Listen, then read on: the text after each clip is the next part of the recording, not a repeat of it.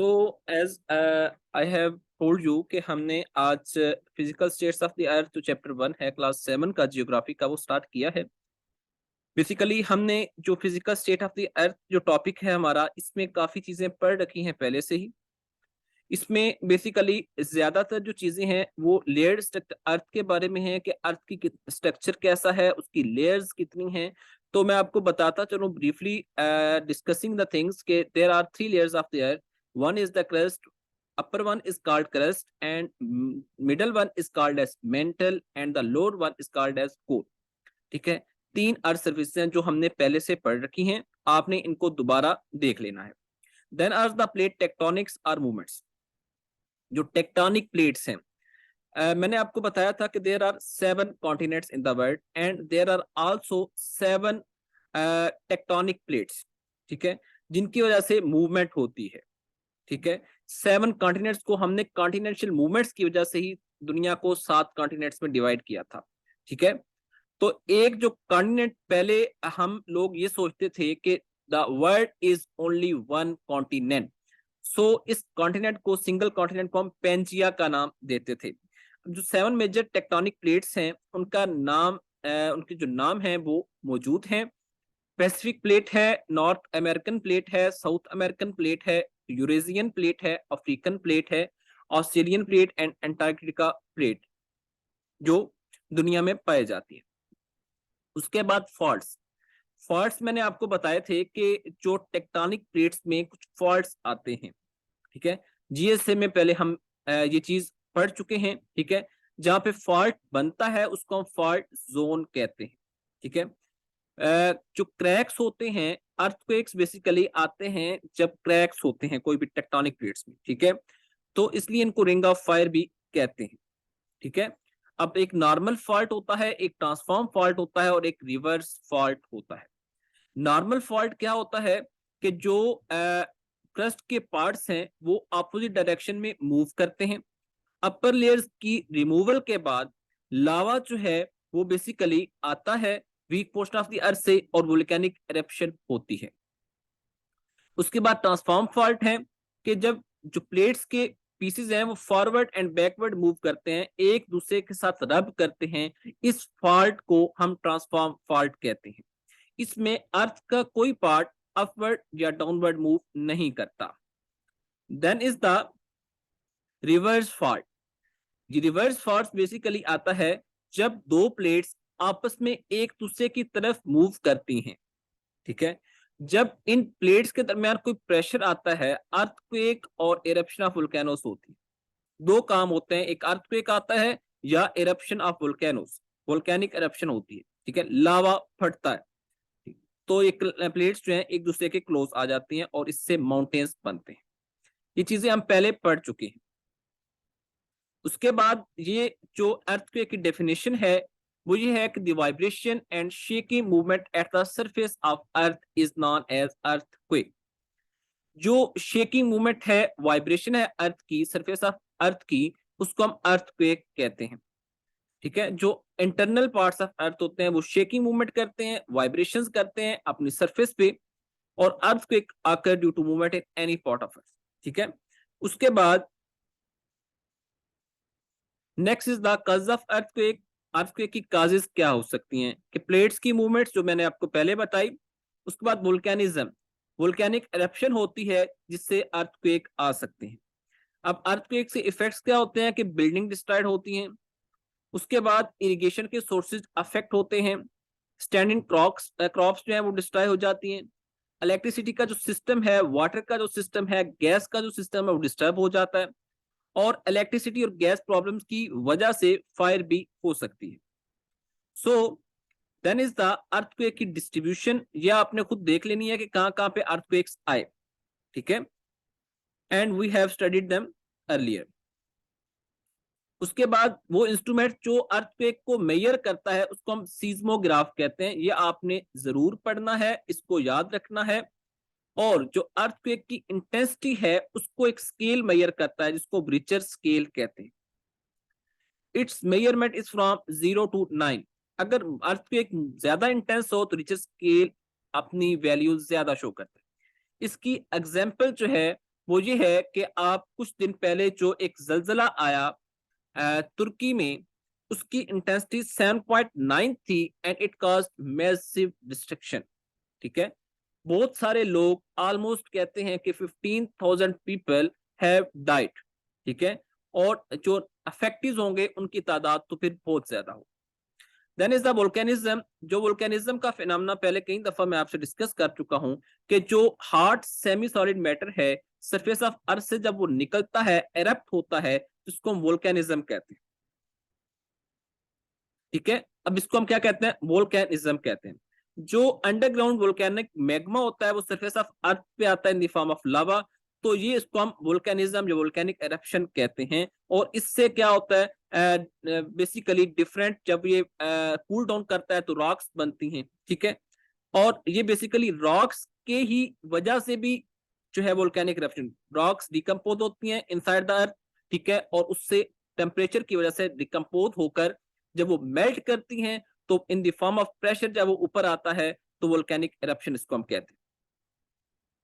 Then is the effect of volcanism, volcanoes बनते हैं। ठीक है, लावा लेयर्स जो है उनकी डेपोजिशन से, रिपीटेड वोल्केनिज्म से जो है वोल्केनोज बनती हैं। Matter, gas and dust which comes out of वाल्वा cause environmental pollution. जो मैटर आता है इन the form of gas, solid, तो ये एनवायरमेंटल पोल्यूशन काज करता है। जो डिफरेंट गैसेस के क्लाउड्स हैं वो रैपिडली रिलीज होते हैं ड्यूरिंग वोल्केनिज्म। उसके बाद वोल्केनोज की टाइप्स क्या हैं और उनकी डिस्ट्रीब्यूशन क्या है? Active volcanoes, dormant volcanoes. Active, जो जिनसे वोल्केनिज्म कंटिन्यूस रहे। ठीक है, जिससे वोल्केनिक एरप्शन कंटिन्यू रहे, उसको हम एक्टिव वोल्केनोज कहते हैं। ठीक है, और उसके बाद डोरमेंट है कि लावा एक दफा एरप्ट हुआ, उसके बाद वो डोरमेंट हो गया, उसके बाद आया नहीं, लेकिन किसी टाइम वोल्केनिज्म हो सकती है, इसको हम डोरमेंट वोल्केनोज कहते हैं। Then is the extinct volcanoes. तो ये बेसिकली एक दफा लावा एरप्ट हुआ, उसको वो फिर स्टॉप हो गया, और उसके बाद कोई चांस नहीं कि वहां से कोई लावा एरप्ट हो, इसको हम एक्सटिंक्ट वोल्केनोज कहते हैं। ठीक है, अब वोल्केनोज की डिस्ट्रीब्यूशन है, ये भी आपने खुद एक दफा रीड आउट करनी है, इसमें कोई कंसेप्ट नहीं है। हम थोड़ा सा इसको जल्दी जल्दी मूव ऑन करेंगे because we have to cover whole book. Then is the denudation. What do you mean by denudation? Denudation एक नई टर्म है। ये बेसिकली टर्म नहीं है, बट हमने इन चीजों को पहले पढ़ रखा है कि अर्थ की जो अपर सरफेस है उसको डिस्ट्रैक्ट करना, और सरफेस ऑफ अंडरग्राउंड एरियाज की जो अपीयरेंस है उसको हम डेनुडेशन कहते हैं। जो अर्थ की इंटरनल फोर्सेस होती हैं वो एरिया ऑफ सरफेस को एक्सपोज करती हैं, और उसके बाद कुछ एक्सटर्नल फैक्टर्स होते हैं वो भी इन्वॉल्व होते हैं कि जो अर्थ की अपर सरफेस को डिस्ट्रैक्ट करते हैं। ठीक है, तो इसको हम डेनुडेशन कहते हैं। This process of war and turn on surface and transportation of debris is known as denudation. Denudation basically destruction को हम कहते हैं। ठीक है, अब बेसिकली 3 टाइप्स ऑफ डेनुडेशन है। एक को वेदरिंग कहते हैं, एक इरोजन है, और एक मैस वेस्टिंग। वेदरिंग क्या है? बेसिकली ये वो प्रोसेस है जिसमें रॉक्स को ब्रोक किया जाता है स्मॉल पीसेस में। दिस प्रोसेस डायरेक्टली और indirectly more depend on whether condition, heat of sun and precipitation. In addition to heat and precipitation, some other factors which cause weathering and are gases in atmosphere, frost, animals and plants. ठीक है, तो basically आपको weathering का phenomena पता होना चाहिए कि जो रॉक्स हैं उनको स्मॉल पीसेस में ब्रोक किया जाता है। वेदर कंडीशन जो बेसिकली होती है हीट ऑफ सन या प्रेसिपिटेशन, प्रेसिपिटेशन कहते हैं रेनफॉल या स्नो को। जब रेनफॉल एक जगह पे लगातार होती रहेगी तो वो रॉक को तोड़ देगी। ठीक है, एक आम मुहावरा भी है कि पानी एक जगह अगर ज्यादा पड़ता रहे तो वो उस जगह को तोड़ देता है। ठीक है, तो वेदर कंडीशन पे भी डिपेंड कर सकता है, हीट ऑफ द सन पे भी डिपेंड कर सकता है, प्रेसिपिटेशन पे भी डिपेंड कर सकता है। उसके बाद हीट और प्रेसिपिटेशन के अलावा भी कुछ ऐसे फैक्टर्स हैं जो वेदरिंग करते हैं, और वो हैं गैसेस। एटमॉस्फेयर में जो गैसेस होते हैं, फ्रॉस्ट, एनिमल्स एंड प्लांट्स, तो ये फैक्टर्स भी इन्वॉल्व होते हैं वेदरिंग में। वेदरिंग बेसिकली मैं बार बार डिस्कस कर रहा हूं कि रॉक्स को स्मॉल पीसेस में ब्रोक करना। फिजिकल और मैकेनिकल वेदरिंग। फिजिकल वेदरिंग क्या होती है या मैकेनिकल वेदरिंग? एक ही टर्म है। बेसिकली ये कोल्ड और ड्राई एरियाज में होती है। In dry and hot desert areas temperature increases prominently at a day time and decrease at night. Dry और हॉट डेजर्ट एरियाज में क्या होता है कि पहले टेम्परेचर जो डे टाइम पे बहुत ज्यादा हो जाता है और रात के वक्त डिक्रीज कर जाता है। इससे क्या होता है कि रॉक्स की एक्सपेंशन होती है और कंट्रैक्शन होती है वन आफ्टर द अदर। इस प्रोसेस से ये एक वियर एंड टियर प्रोसेस है जो स्टार्ट हो जाता है रॉक में, और इससे क्या होता है कि जो रॉक है वो टूट जाती है स्मॉल फ्रेगमेंट्स। ठीक है, और ये बेसिकली वाटर की प्रॉपर्टी है कि जब वो फ्रीज करता है वो एक्सपैंड करता है, और जब वाटर एंटर कर जाता है जॉइंट्स में, क्रैक्स में, होल्स ऑफ रॉक्स में, ये फ्रीज करता है और फिर वो एक्सपैंड जब करता है तो इससे रॉक की शैटरिंग हो जाती है। ठीक है, हार्ड वोल्केनोस भी जो हैं वो भी स्मॉल फ्रेगमेंट्स में शटर कर जाते हैं। उसकी रीजन ही एक ये है कि आप जब भी वाटर है, फॉर एग्जांपल वो क्या है, उस रॉक के कोई सर्विक्स था, कोई उसमें ऐसी दरार थी, उसमें क्या वहां पे उसने फ्रीज किया तो एक्सपेंड किया उसने। जब वो एक्सपेंड करता है तो रॉक को डिवाइड कर देता है different fragments. Then is the chemical weathering. ये बेसिकली रॉक्स मिनरल्स से बने होते हैं, तो केमिकल चेंजेस भी इनमें आ सकती हैं जब ये इंटरेक्ट करते हैं वाटर के साथ, ऑक्सीजन के साथ, कार्बन डाइऑक्साइड के साथ। ठीक है, तो बेसिकली ये चेंजेस जो हैं ये वीक कर देती हैं रॉक को, जिससे वो अल्टीमेटली ब्रेक डाउन कर सकते हैं। किसी भी केमिकल प्रोसेस की वजह से रॉक का ब्रेक करना और डिस्ट्रैक्ट करना, उसको हम केमिकल वेदरिंग कहते हैं। जब वाटर इंटेक्ट करता है मिनरल्स ऑफ रॉक्स के साथ तो हम इसको कहते हैं कि केमिकल प्रोसेस हुआ, जिसको हम नाम देते हैं हाइड्रोलाइसिस। हाइड्रोलाइसिस का मतलब क्या है कि break down with the help of water. Lysis हम कहते हैं ब्रेक डाउन को, हाइड्रो हम कहते हैं वाटर को, तो lysis means break down with the help of water.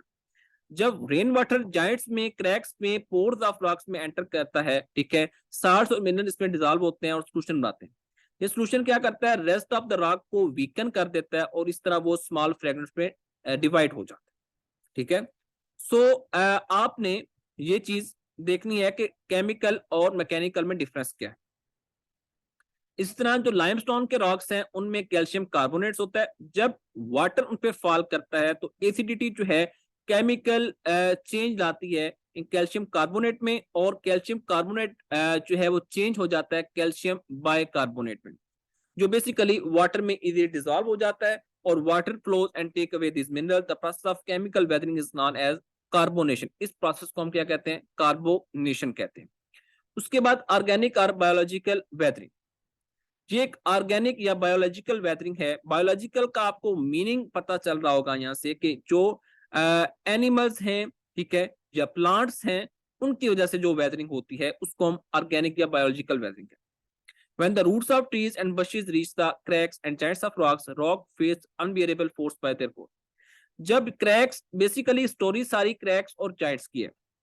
Joints होते हैं जहां पे रॉक्स एक दूसरे के साथ जुड़ रही होती हैं, वो जॉइंट्स कहते हैं। क्रैक्स होते हैं कोई दरार जो रॉक में मौजूद होती है वो। जब किसी ट्री की या बुशेस की जो रूट्स हैं वो उधर चली जाती हैं तो बेसिकली वहां पे वो ग्रो करती हैं। जब वो ग्रो करती हैं तो बेसिकली वो अनबियरेबल फोर्स जो है वो रॉक जो है वो फेस करना पड़ती है रॉक, क्योंकि वो ग्रो कर रही होती हैं, उनकी रूट्स होती हैं, तो इससे रॉक ब्रेकडाउन हो जाती है स्मॉल फ्रेगमेंट्स में। ठीक है, और बायोलॉजिकल वेदरिंग ज्यादातर प्लांट्स की वजह से होती है। एनिमल्स जैसा कि rats, rabbits, insects, ends, termites जो हैं ये भी होल्स करते हैं रॉक्स में eight the surface for making their burrows। वो बेसिकली अपनी रिहाइशगाह बनाने के लिए जो है वो रॉक्स में होल्स करते हैं। By this process of making holes, rock gets weakened and break down in the soil at the surface of the earth. There are crawling insects and bacteria. जब ये ऑर्गेनिज्म, ठीक है, रिस्पायर करते हैं, ये कार्बन डाइऑक्साइड रिलीज करते हैं, water release करते हैं साइल में।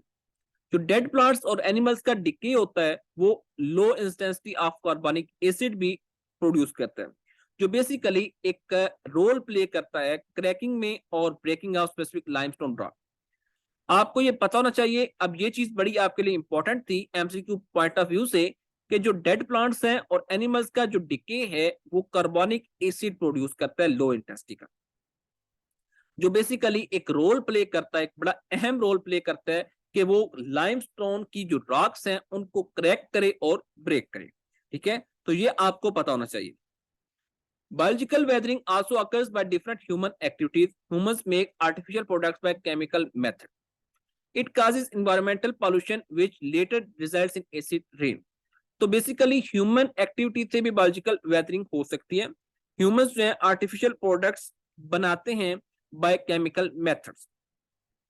ठीक है, और इस वजह से जो इन्वायरमेंटल पॉल्यूशन होती है वो लेटर रिजल्ट्स करती है एसिड रेन में, और जब एसिड रेन आती है, तेजाबी बारिश आती है, तो ये भी रॉक्स को डिस्टर्ब करती है, ब्रेक करती है। उसके बाद इरोजन। इरोजन क्या होती है? Erosion basically thinning and the removal of the earth surface is known as erosion. जो अर्थ सरफेस की थिनिंग है और रिमूवल है, इसको हम इरोजन का नाम देते हैं। ठीक है, इसको हम क्या नाम देते हैं? इरोजन का नाम देते हैं। This process is mostly done by rivers, glaciers, winds, and coastal waves. Therefore, they are known as factors of erosion. अगर पेपर में क्वेश्चन आए which one of the following is the factor of erosion, तो ये चार option अगर दिए हुए हों और and all of these का ऑप्शन दिया हो, तो आपने all of these पे जाना है। लेकिन अगर इनमें से कोई एक ऑप्शन दिया हो तो आपने उसको सिलेक्ट मस्ट करना है, ये पेपर में आ जाता है। This factor also transports the broken parts of rock from their original place to new area. Basically, कोई रिवर्स हैं, ग्लेशियर्स हैं, विंड्स हैं या कोस्टल वेव्स हैं, इनमें फोर्स है। रिवर है तो वो अपनी फोर्स लगाता है with the help of water. Glaciers हैं तो वहां पे भी क्या है कि ये वाटर जो स्नो है वो मेल्ट करती है इन द फॉर्म ऑफ वाटर, तो वो भी फोर्स एक्सर्ट करते हैं। विंड्स में भी एक फोर्स है, कोस्टल वेव्स में भी एक फोर्स है। सो ये ब्रोकन पार्ट्स ऑफ रॉक्स को ट्रांसपोर्ट कर सकते हैं अपनी ओरिजिनल प्लेस से किसी नई जगह पर। सो ये ट्रांसपोर्टेशन जो है ये बड़ी जरूरी है इरोजन। ठीक है, then is the it tends to move the materials of the rock. When this movable material travels over other rocks it breaks them and scrapes their surfaces and peel them off. जब ये movable material जो move कर सकता है वो किसी दूसरी rock की तरफ जाता है, तो ये उसको ब्रेक कर देता है या उसकी सरफेसेस को स्क्रैच कर देता है या उनको ऊपर से उतार देता है। इस ट्रांसपोर्टेशन में कुछ स्मॉल पेबल्स जो होते हैं, ठीक है, जो रोड़े वगैरह जिनको हम कहते हैं, boulders collide with each other and ultimately break down into small pieces. It must be remembered that erosion starts after weathering and mass wasting. ये आपको पता होना चाहिए कि इरोजन जो है वेदरिंग के बाद स्टार्ट होती है, मास वेस्टिंग के बाद स्टार्ट होती है। Rock present at the earth surface get weaken due to weathering. जो बेसिकली वेदरिंग से रॉक वीकन हो गई थी, उससे क्या हुआ कि अपर सरफेस जो है वो सेपरेट हो गया फ्रॉम लोअर सरफेस। डेब्रिस जो है वो वॉश अवे हो गया with river, winds and glaciers. ये फैक्टर्स क्या करते हैं? ट्रांसपोर्ट करते हैं डेब्रिस को और इसको किसी और जगह पे डिपॉजिट कर देते हैं। ठीक है, और मैस वेस्टिंग का मतलब क्या है कि movement of the rock material from the higher to lower region due to gravitational force of the earth. कि एक रॉक का जो मटेरियल है उसकी मूवमेंट एक हायर रीजन से लोअर रीजन की तरफ, क्योंकि ग्रेविटेशनल फोर्स वहां पे लग रही होती। Weathering is a process in which matter on the earth surface become weak. Weathering वो प्रोसेस है जिसमें अर्थ सरफेस का जो मैटर है वो वीक हो जाता है due to mass wasting. This mass moves downward. Mass wasting से ये मैस जो है डाउनवर्ड मूव कर जाता है।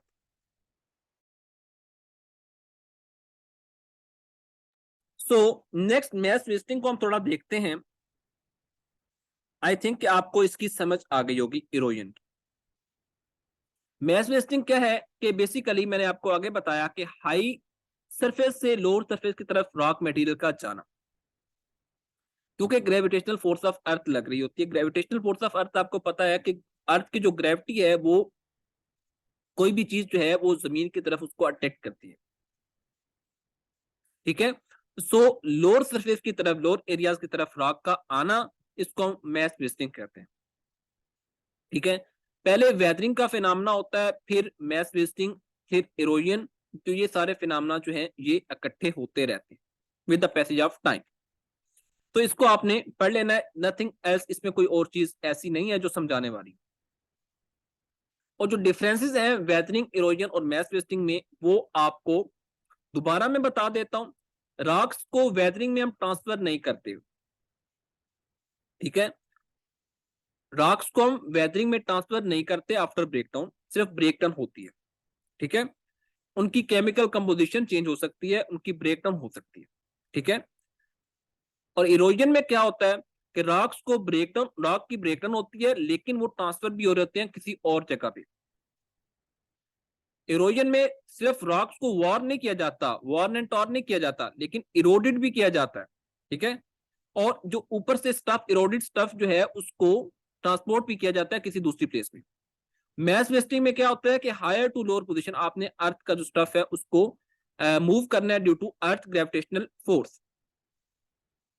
उसके बाद impact of erosion and mass wasting. Agriculture पे क्या इंपैक्ट है, इरिगेशन पे क्या इंपैक्ट है। The irrigation system consists of unpaved canals and small streams. It continuously faces the erosion due to water. Water की वजह से एग्रीकल्चर सिस्टम भी एरोड हो रहा है। जो फर्टाइल लेयर ऑफ सॉइल है जो अर्थ सरफेस में मौजूद है, इसको इरोजन होता है, वो ऊपर से खत्म हो जाती है और वो पानी के साथ बह जाती है, ठीक है। और इरिगेशन जो है, इसमें क्या इम्पैक्ट्स हैं। इरोजन, वाटर से जो इरोजन होती है, huge amount of soil piles up at the bed of canals. जो खाले होते हैं उनके बेड में जो उनकी सरफेस होती है वहां पे ज्यादा सारी साइल इकट्ठी हो जाती है, इससे जो वाटर क्वांटिटी है कैनाल में वो रिड्यूस हो जाती है। ह्यूमन सेटलमेंट्स में क्या है कि loss of lives and economy, ठीक है। तो बेसिकली मड की ज्यादा फ्लो और साइल की वजह से लैंड स्लाइडिंग जो हिली एरियाज में है, ये यहाँ पे लोगों की डेथ भी हो जाती है। उसके बाद ट्रांसपोर्ट सिस्टम, साइल फ्लो और लैंड स्लाइडिंग जो है वो हिली एरियाज में बड़ी कॉमन होती है। इस वजह से क्या होता है कि रोड्स ब्लॉक हो जाते हैं और जो हिली एरियाज में लोग रह रहे होते हैं वो एक दूसरे से डिस्कनेक्ट भी हो सकते हैं। So is the measures to minimize the impacts of erosion. तो ये मेजर्स हैं, इनको आपने एक दफा पढ़ना है। मेजर्स बेसिकली वही होते हैं कि जो जो उसके इम्पैक्ट्स आ रहे हैं जिन जिन चीजों पे, उनको कम करना है, नथिंग एल्स। इनमें कोई और चीज नहीं होती। Then is the introduction to atmosphere. ये हमने पहले कर लिया हुआ है, ये चैप्टर हमने पहले किया हुआ है ड्यूरिंग जीएस से। ये मैंने आपको पढ़ाया था, बड़ा इसको एक्सटेंसिवली मैंने आपको समझाया था। तो एटमॉस्फेयर क्या है कि जो अर्थ सरफेस को सराउंड कर रहा है from all side in the form of cover. ये बेसिकली अर्थ की सराउंडिंग को हम कहते हैं, ठीक है। इन द फॉर्म ऑफ कवर, जो ऑल साइड से अर्थ को सराउंड कर रहा है। अर्थ में तीन बेसिक एलिमेंट्स, कुछ हैं जी रेगुलर गैसेस, कुछ हैं जी वेरिएबल गैसेस एंड कुछ पॉल्यूटेंट्स। रेगुलर गैसेस वो हैं जो मौजूद हैं in a specific amount. Variable gases वो हैं जो वेरिंग अमाउंट में मौजूद होती है, किसी जगह कम किसी जगह ज्यादा। पॉल्यूटेंट्स हैं जो वेस्ट हैं, जो harmful for the health of the living organisms. अब बेसिकली नाइट्रोजन और ऑक्सीजन जो है एटमॉस्फेयर में मैनी गैसेस हैं, ये डायरेक्टली और इनडायरेक्टली एटमॉस्फेयर की सर्वाइवल के लिए बड़ी जरूरी। 99% ऑफ द एटमॉस्फेयर जो है उसमें दो गैसेस हैं, एक नाइट्रोजन है और एक ऑक्सीजन। ज्यादा जो गैसेस हैं वो दो ही हैं, एक नाइट्रोजन और ऑक्सीजन। ऑलमोस्ट 99% ऑफ एटमॉस्फेयर में ये दो गैस, 78% नाइट्रोजन है, 21% ऑक्सीजन, ठीक है। नाइट्रोजन क्या करता है, ग्रोथ ऑफ प्लांट्स के लिए नेसेसरी है, फायर को कंट्रोल करने में हेल्प करता है। ऑक्सीजन का क्या है कि एक लिविंग ऑर्गेनिज्म के लिए ये बहुत जरूरी है उसके सर्वाइवल के लिए, क्योंकि एक लिविंग ऑर्गेनिज्म जो है वो ऑक्सीजन को इनटेक करता है और वो उसके लिए लाइफ सर्वाइवेबिलिटी का एक जरिया है। वेरिएबल गैसेस जो हैं ये बेसिकली मुख्तलिफ और गैसेस हैं, carbon dioxide, water vapours, ozone. Carbon dioxide जो है ये दूसरी गैसेस से हैवियर है और ये कार्बन डाइऑक्साइड की जो क्वांटिटी है वो लास्ट 200 ईयर्स में 25% बढ़ गई है। मैंने आपको बताया कि वेरिंग अमाउंट में है, बढ़ती रहती है, ठीक है। डिफरेंट पार्ट्स में डिफरेंट अमाउंट है। जो एनर्जी सोर्सेज हैं कोल, ऑयल, नेचुरल गैस, इनकी बर्निंग की वजह से जो स्मोक प्रोड्यूस होती है वो कार्बन डाइऑक्साइड की क्वांटिटी को बढ़ा देती है। और उसके बाद इसी वजह से जो एटमॉस्फेरिक टेम्परेचर है, जो हमारा दर्जा हरारत है एटमॉस्फेयर का, वो भी राइज कर रहा है, जो कि लाइफ की सर्वाइवल के लिए बड़ा हार्मफुल है। ठीक है। और एक और वेरिएबल गैस है ओजोन, जिसको O3 कहते हैं, जो लास्ट लेक्चर में भी शायद मैंने आपको बताई थी कि what is ozone. Ozone basically एक गैस भी है, एक लेयर भी है, जो कवर कर रही है अर्थ एटमॉस्फेयर को, ठीक है, from the harmful ultraviolet radiation. ठीक है। तो ये बेसिकली ओजोन जो है 17 to 50 kilometre above earth surface मौजूद है। कार्बन डाइऑक्साइड बेसिकली क्यों जरूरी है, एक तो ये फोटोसिंथेसिस में बड़ी इंपॉर्टेंट है, गैस है, जो बेसिकली जो है प्लांट्स इनटेक करते हैं ड्यूरिंग फोटोसिंथेसिस। ठीक है, life of plants and animals के लिए इंपॉर्टेंट है। कार्बोहाइड्रेट्स, ठीक है, बेसिकली ये गैस जो है अदर गैसेस से भी इंटरेक्ट करके कार्बोहाइड्रेट्स बनाती है, और ये carbohydrates life of plants and animals के लिए जरूरी है। ओजोन क्या है, मैंने आपको पहले बता दिया कि ओजोन अल्ट्रावायलेट रेज जो सन से आ रही हैं उनको जो है प्रिवेंट करती है कि वो अर्थ पे ना आए। उसके बाद पॉल्यूशन पे बात होगी कि एयर में डिफरेंट गैसेस हैं जो पॉल्यूशन का बायस बनती हैं। स्मोक बर्निंग से स्मोक पार्टिकल्स जो हैं वो एयर में एंटर जाते हैं in the form of pollution. So ये चीजें जो हैं, then is the water vapours. Water vapours क्या है कि बुखारात, पानी जो जमीन पे होता है, अर्थ पे होता है, वो in the form of vapours atmosphere में जाता है, जहाँ पे क्लाउड्स बनते हैं, फिर कंडेंसेशन होती है, फिर दोबारा बारिश होती है। सो वाटर वेपर्स पे भी सिस्टम ऑफ लाइफ डिपेंड करता है, ये पूरा साइकिल चलता है। Then is a layered structure of atmosphere, इसमें ट्रोपोस्फेयर आता है, स्ट्रेटोस्फेयर आता है, मीजोस्फेयर आता है। ठीक है। And then is a thermosphere. ये चीजें हमने पहले पढ़ ली हुई हैं, आप मेरा जीएसए के लेक्चर्स पढ़ें, उनमें ये चीजें मौजूद हैं। वेदर और क्लाइमेट में जो क्या डिफरेंस है ये भी मौजूद है, और climate change over the earth surface भी मौजूद है। ये सारी चीजें जो हैं ये उसमें मौजूद हैं। जीएसए के लेक्चर्स अगर आप उनको देखें तो उनमें ये चीजें बड़ी थारोली गिवन है और मैंने पढ़ाई हुई हैं। रिकॉर्डेड लेक्चर्स आप सुन सकते हैं। मैं इन पे अपना टाइम वेस्ट किए बगैर नेक्स्ट चलूंगा एटमॉस्फेरिक टेम्परेचर पे। एटमॉस्फेरिक टेम्परेचर बेसिकली सन जो है वो बिगेस्ट सोर्स है हीट एंड लाइट का। ठीक है। सन में हीट होती है along with the light to earth. ठीक है, बेसिकली सन रेज में जो है वो हीट भी होती है along with light. Life on earth needs this heat for survival. जो अर्थ पे लाइफ है वो उसको इस हीट की जरूरत है अपने सर्वाइवल के लिए।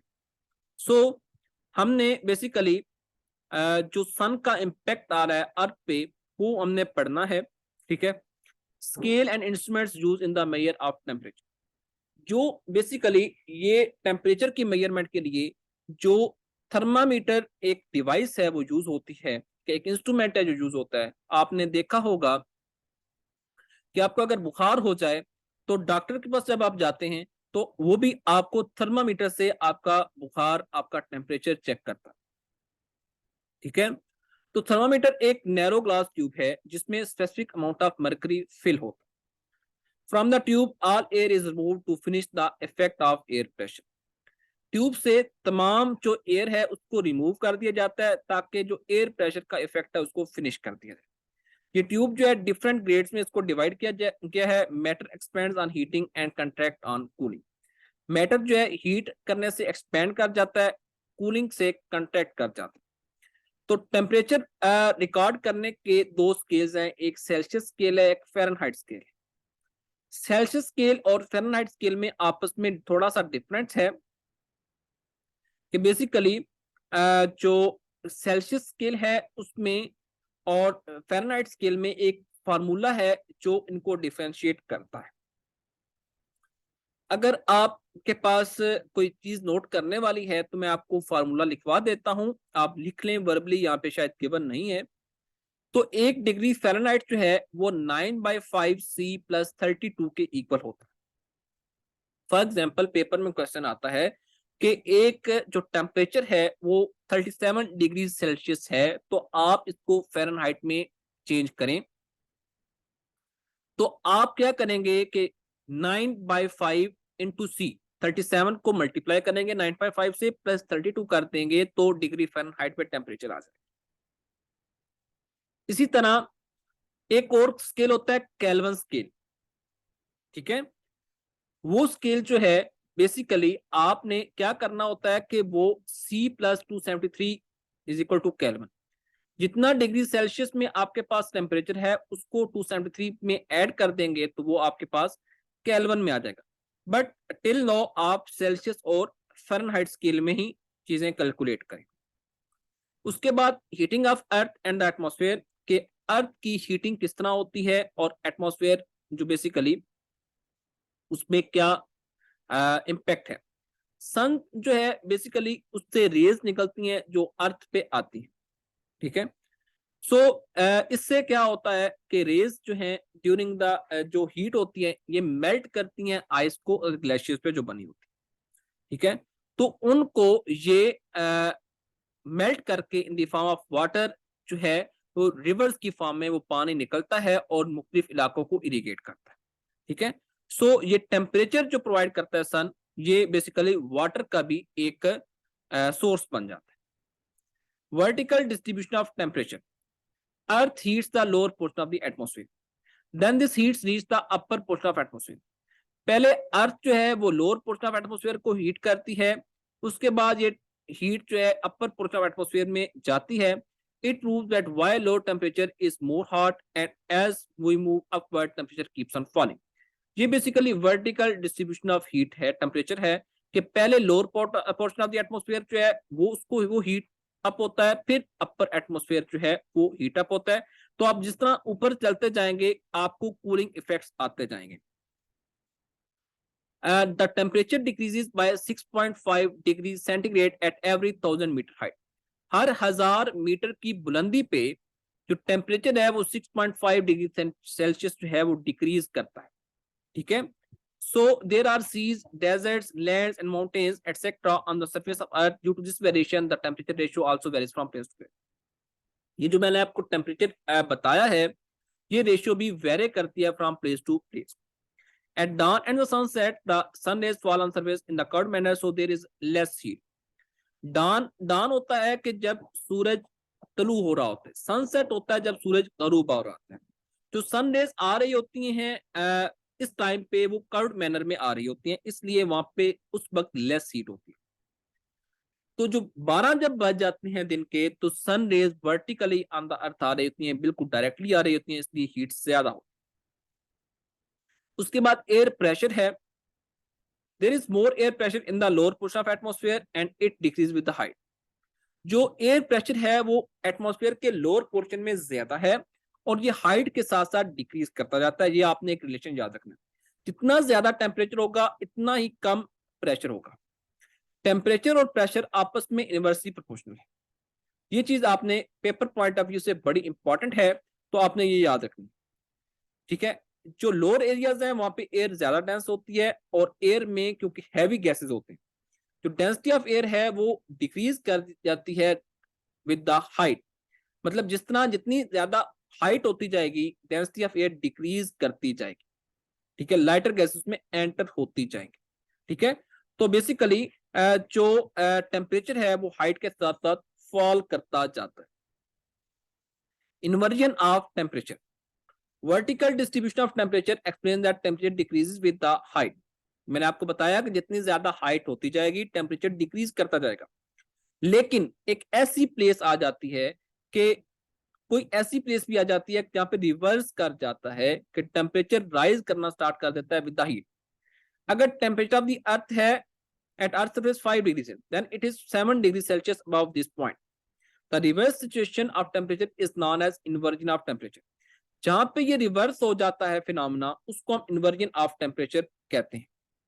अब इसकी रीजंस क्या होती हैं, क्योंकि जब विंटर सीजन आता है सनसेट के बाद वेदर क्लियर हो जाता है। In this situation the earth heat releases rapidly and its surface become very cold. Earth में जो हीट होती है ड्यू टू सनरेज वो रिलीज करती है रैपिडली और उसकी सरफेसेस कोल्ड हो जाती है। As the air near the earth surface touch the cold surface it also become cold. जैसे ये एयर जो है अर्थ सरफेस को टच करती है cold surface near earth surface touch the cold surface, ये एयर जब कोल्ड सरफेस को टच करती है तो वो भी कोल्ड हो जाता है। So but the air above it remain comparatively hot and light in weight, लेकिन जो एयर है जो ऊपर है वो कंपैरेटिवली हॉट होगी और लाइट इन वेट, ठीक है। उसके बाद हॉरिजॉन्टल डिस्ट्रीब्यूशन ऑफ टेम्परेचर है, कुछ ऐसे रीजन होते हैं जहां पे थ्रू आउट द ईयर जो है वो रीजन हॉट रहते हैं और एवरेज टेम्परेचर 32 डिग्री सेल्सियस रहता है, ठीक है। तो हम हॉरिजॉन्टल डिस्ट्रीब्यूशन ऑफ टेम्परेचर जो है उसमें उसकी बेस पे अर्थ को डिवाइड कर लेते हैं 3 जोन में। एक है ट्रॉपिकल जोन, ये वो हॉट रीजन है जो इक्वेटर की दोनों साइड्स पे मौजूद है। ये tropic of Cancer 23.5 degree north on northern side to tropic of Capricorn 23.5 degree south on the southern side, ये मौजूद है। टेम्परेट जोन भी आपने ये देखना है कि किधर से किधर, सिर्फ लोकेशन याद करनी है। Then is the torrid zone, इसके बारे में भी सिर्फ लोकेशन आपको थोड़ी पता होनी चाहिए, not so important. Factor influencing the horizontal distribution of temperature, water and dryness, ठीक है, वाटर और ड्राइनेस इफेक्ट कर रहा होता है। देन सन रेज, क्योंकि सन रेज का डायरेक्टली मैटर है रिगार्डिंग द हीट, तो वो भी। Then is the land and sea breezes, then is the ocean currents and clouds, coastal regions, ठीक है। तो ये फैक्टर्स जो है ये अफेक्ट कर रहे होते हैं। उसके बाद आइजोथर्म्स, आइजोथर्म्स, आइजो मीन होता है सेम, थम्स मीन होता है टेम्परेचर, जहां पे सेम टेम्परेचर रहता है, ठीक है, तो उनको हम आइजोथर्म्स कहते हैं। सो ये था हमारा इसके रिलेटिंग चैप्टर। अगर आपका कोई क्वेश्चन है तो आप मेरे से पूछ सकते हैं। So from the tomorrow, inshallah, we will start the atmospheric pressure and circulation.